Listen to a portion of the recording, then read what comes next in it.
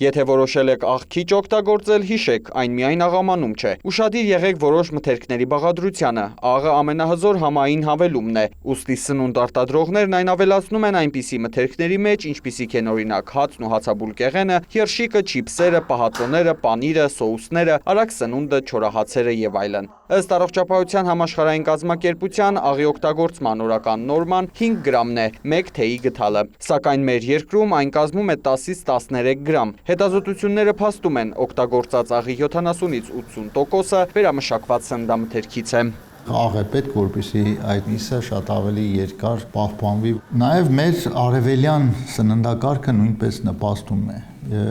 Այստեղ կարող եմ ասել, որ ի տարբերություն ծխախոտի օգտագործման, որտեղ Հայաստանը շատ այսպես վատ սիտուացիայում է գտնվում, աղի օգտագործման տեսակետից այս հետազոտությունները, որը իրականացրել է Առողջապահության համաշխարհային կազմակերպությունը,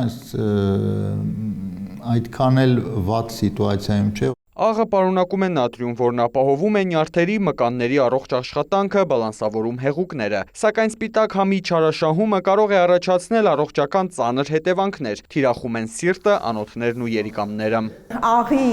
գերքանակությունը արյան մեջ սկսում է պահել հեղուկները։ Հեղուկները կուտակվելով մեծացնում են շրջանառող արյան ծավալը, որի արդյունքում սկսում է բարձրանալ զարկերակային ճնշումը։ Այսինքն, ի սկզբանե աղը մեծացնում է զարկերակային հիպերտենզիայի հավանականությունը։ Իսկ բարձր ճնշման դեպքում մեծանում է նաև ինսուլտի և ինֆարկտի ռիսկը։ Վտանգվում են նաև երիկամները, որոնք ստիպված են լինում աշխատել արտակարգ ռեժիմով, ավելորդ նատրիումը դուրս բերելու համար, ինչը կարող է հանգեցնել քարերի առաջացման։ 1 գրամ